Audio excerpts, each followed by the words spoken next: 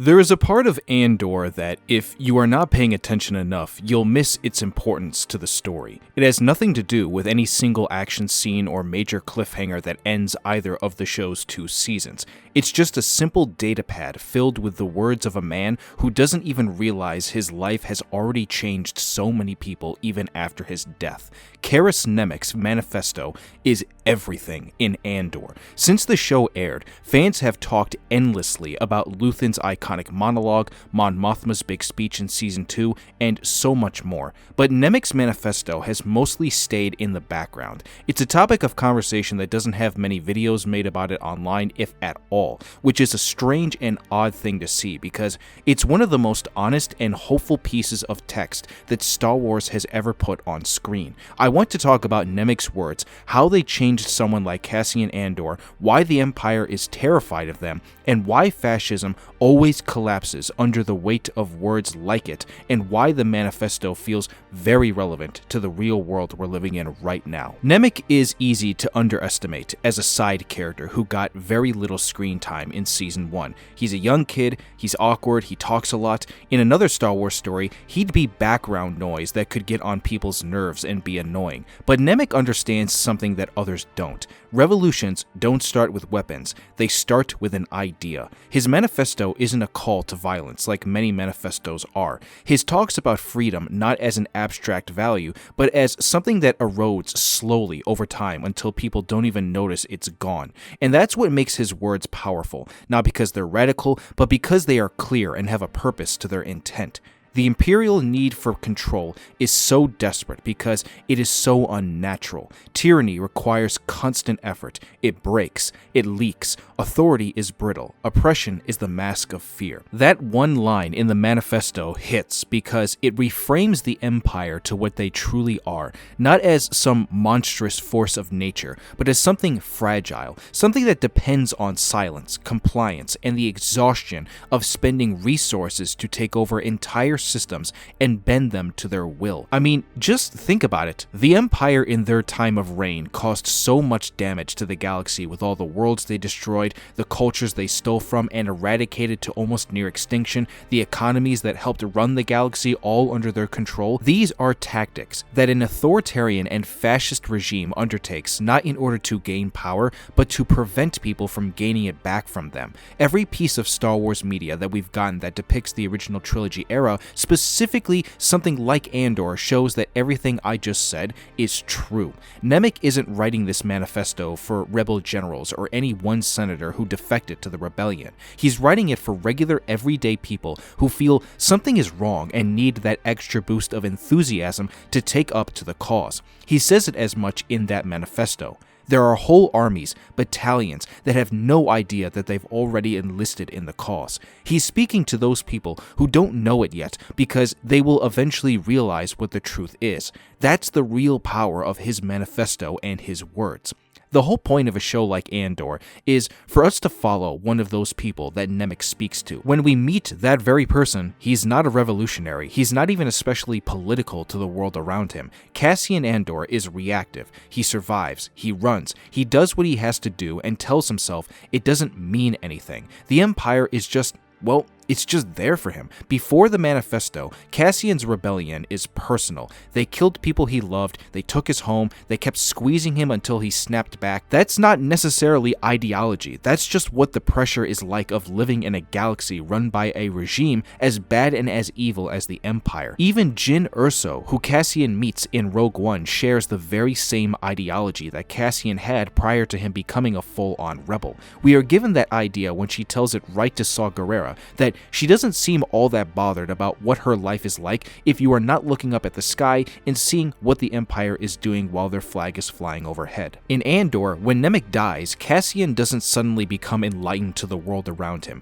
He saw that heist on Aldhani as an opportunity to keep fulfilling the purpose of running away and living a life acting like nothing was going bad. He doesn't sit down and read the manifesto out of respect or curiosity for Nemik after he's been given it. He reads it because one too many many instances of corruption by the Empire was enough for him to finally snap after being taken to prison for quite literally doing nothing wrong in the presence of the Empire, made him realize that it was finally time to understand what Nemik was saying all along. The Manifesto doesn't radicalize Cassian in a single moment. It reframes his entire past every time he looked the other way, or any time he told himself it was safer not to care. By the time we get to Season 2, you can feel it in how Cassian moves through the world. He is still a quiet and ultra-serious guy, but he's still guarded. But he's no longer drifting. He's choosing to participate in situations that fight back against the Empire in the most thrilling way that only someone like him knows best. Nemik gave Cassian a reason to start caring that isn't rooted in guilt or manipulation for his choices, and once Cassian understands that the Empire's power depends on people believing they are alone, he stops being alone and sticking by the people who he cares about, even if, over time, the Empire would eventually start to choke him and others out as quick as possible to put out the flames that he created. The part that doesn't get talked about enough for its importance relates to when the Empire reads Nemik's manifesto. They don't seem to dismiss it, they don't laugh it off like they might normally do, and you have someone as cold and calculated as Major Partagast be the final person we see on screen listen to it. Ironic, isn't it? I say that because it's not to say that he and Nemik are the same in any way, at least not by the sides they represent, but where they are similar is when they go about telling people how problems are meant to be solved. The Empire and, in this case, the ISB, aren't afraid of these small rebel groups that are formulating. They are just more afraid of what it becomes when they hear something as specific as that manifesto. Ideas spread faster than anything in the galaxy. The ISB understands that you can't fully crush dissent once people have the language to describe their oppression.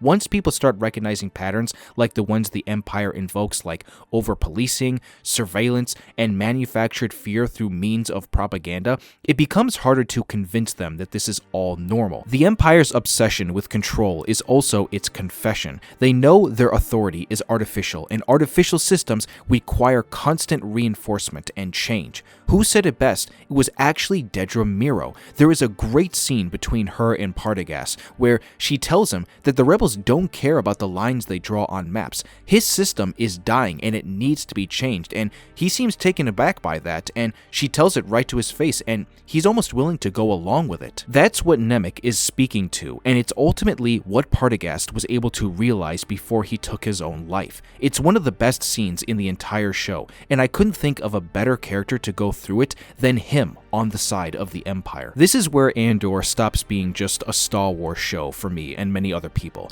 because Nemik isn't just talking about the Empire, he's talking about stuff that we can clearly see going on in our real collective world right now. It's impossible not to think about where life is right now in our lives, no matter where you are or what life you might be living at the moment. The world is currently falling under its own weight in ways that I don't think anybody predicted would happen 10 to 15 years ago. We are seeing major political powers all over the planet use authoritarian efforts to break through and cause as much damage as possible for their own gain and to silence those who have done nothing wrong. Most authoritarian shifts don't look dramatic in the moment. They start out just a little boring and are heavily bureaucratic. Nemik's manifesto resonates now because it reminds us that sometimes just refusing to accept the framing you are being handed isn't enough. Nemik nails it when he says authoritarian systems overextend themselves. The more the Empire tightens its grip, the more visible it becomes. The more rules it adds, the more people notice them. The more it watches, the more people feel watched. Fascism survives on fear, but fear makes people pay attention.